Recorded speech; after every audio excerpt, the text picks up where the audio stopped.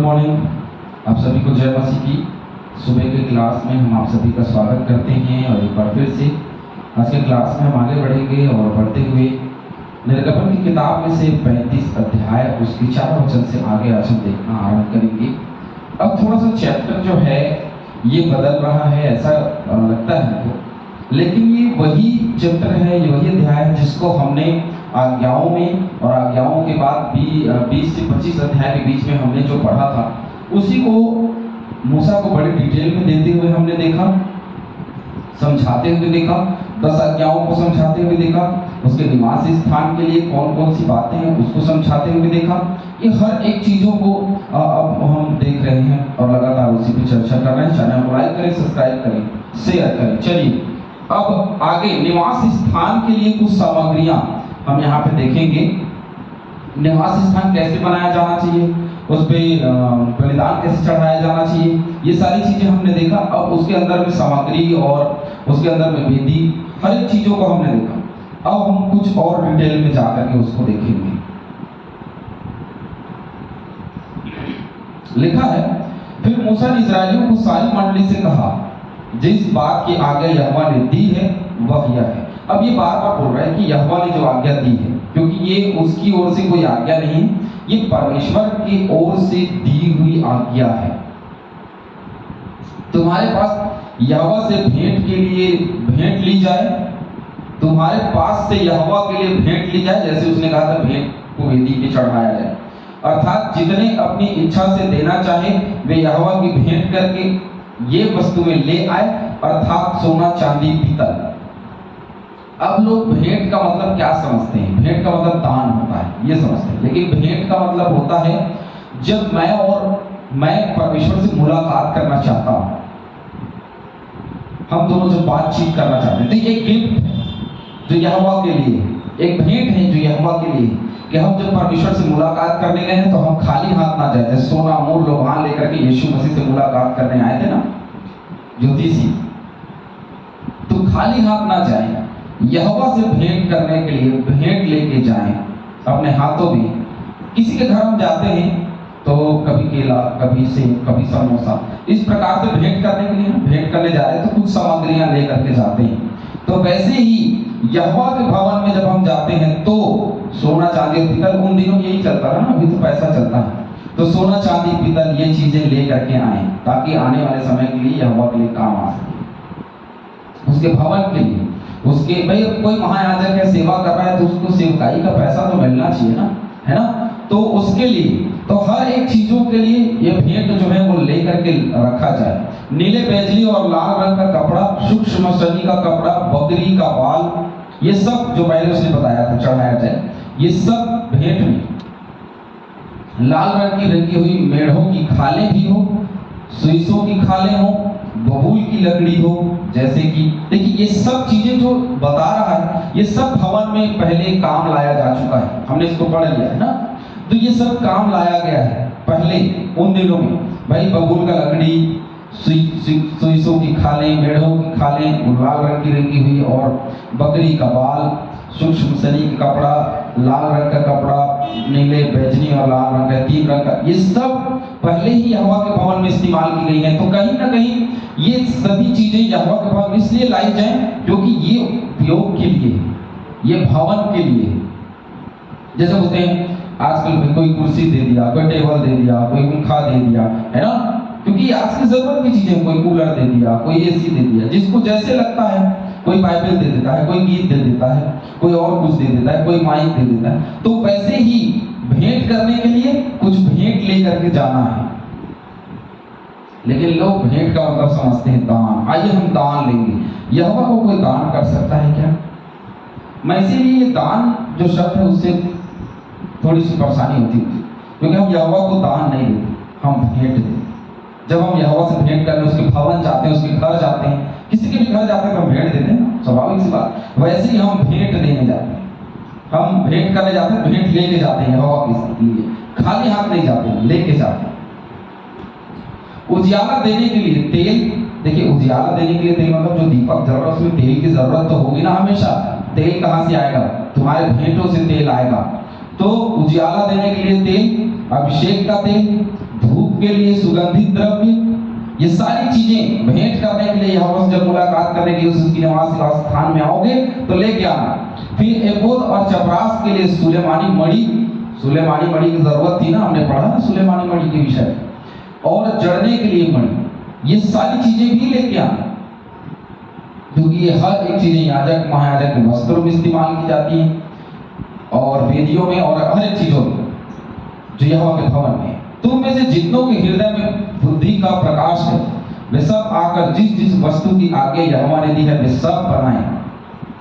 तो जो जो उसने आज्ञा दी है ना वो सभी सामग्रियों को बनाएं जल्दी से, हर एक वस्तु जो जो बुद्धि तुमको मिली, अर्थात कोई तंबू बनाए, कोई आवरण समेत निवास बनाए, उसी की घुंडी बनाए, कोई तख्ते बनाए, कोई बेटे बनाए, कोई खंबे और कोई कुर्सियां बनाए, फिर डंडों समेत संदूक बनाओ, प्रायश्चित का ढकना बनाओ और बीच वाला पर्दा भी बनाओ। ये सब हमने पढ़ लिया।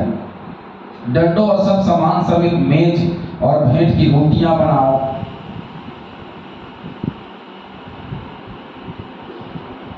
तो ये वस्तुएं हैं जिसको बनाने की आज्ञा मिली है ना, इसको बनाना है, बनाते चले जाओ।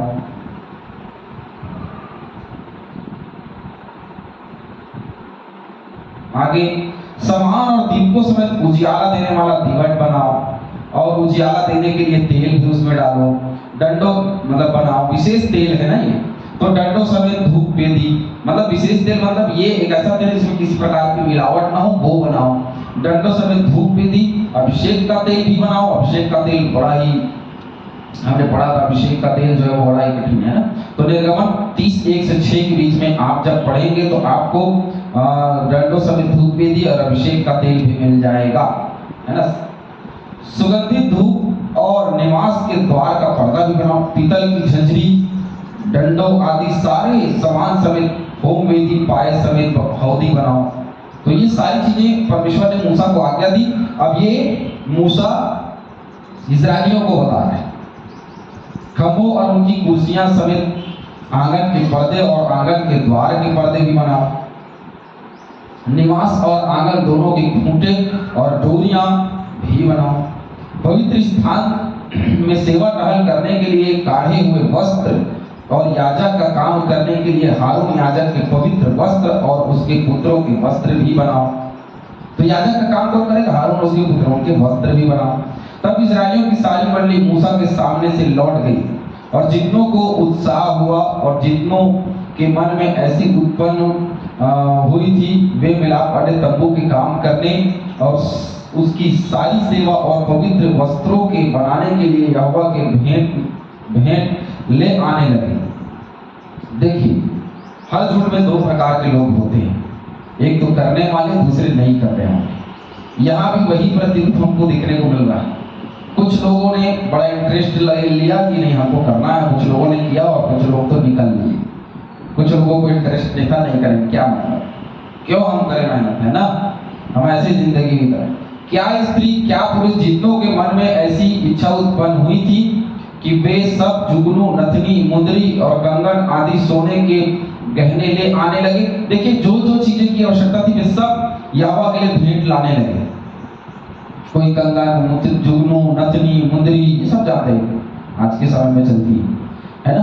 तो ये सारी चीजें, वो गहने जो सोने के, वो लेकर के आने लगे और यहोवा के लिए सोने की भेंट के देने वाले थे वे सब उनको ले आए। जो कुछ यहोवा के सामने सोने की भेंट देने वाले थे वे सब, जो जो उनका बचा हुआ था वो सब लेकर आए। देखिए, सभी लोगों ने बड़े उत्साह के साथ में सोने का बछड़ा बनाया, सब लोग मिलकर, लेकिन अब मिलकर के यहोवा के भवन को नहीं बना सकते। आज के मसीहियों में ये प्रवृत्ति पाई जा रही है।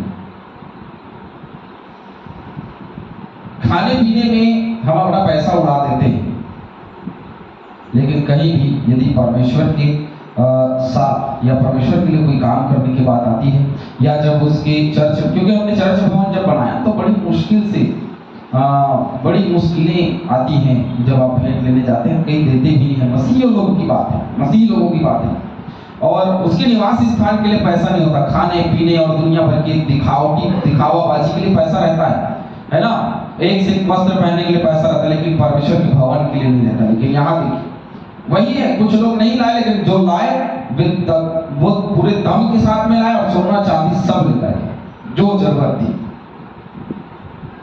और जिस पुरुष के पास नीले, बैजनी या लाल रंग का कपड़ा था, या सूक्ष्म सदी का कपड़ा था, या बकरी का बाल, या लाल रंग से रंगी हुई मेढ़ों की खालें या सुइसों की खालें थी, जो चीजें, कई लोगों के पास में कोई चीजें नहीं थी, तो सब लोगों ने अलग अलग चीजें वो लेकर के आए।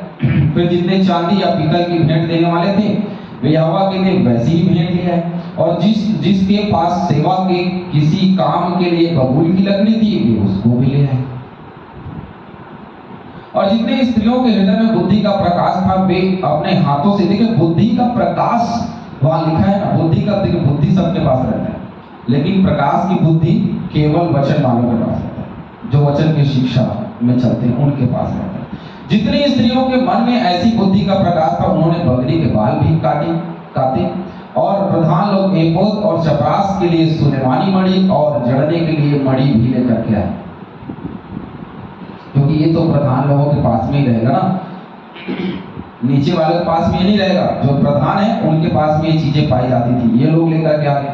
और उजियाला देने और अभिषेक और धूप के सुगंधित द्रव्य तेल भी ले आए, बना करके तुरंत लेकर के आ गए। जिस वस्तु के बनाने की आज्ञा यहोवा ने मूसा के द्वारा दी थी उसके लिए जो कुछ आवश्यक था उसे वे सब पुरुष और स्त्रियां ले आई जिनके हृदय में ऐसी इच्छा उत्पन्न हुई थी। इस प्रकार इजरायली यहोवा के लिए अपनी ही इच्छा से भेंट ले आए। भेंट अपनी इच्छा से होता है। कैन और हाबिल की भेंट में सिर्फ इतनी ही कमी थी कि कैन ने यह सोचा कि यहोवा ने कहा इसलिए लेके जा रहा है, लेकिन हाबिल अपनी इच्छा से लेके जा रहा है कि मैं परमेश्वर को देने जा रहा हूं, मैं परमेश्वर को देने जा रहा हूं। एक इच्छा अपने अंदर की, एक आत्मिक इच्छा थी और वो देने गया, इसलिए उसकी भेंट ग्रहण हुई।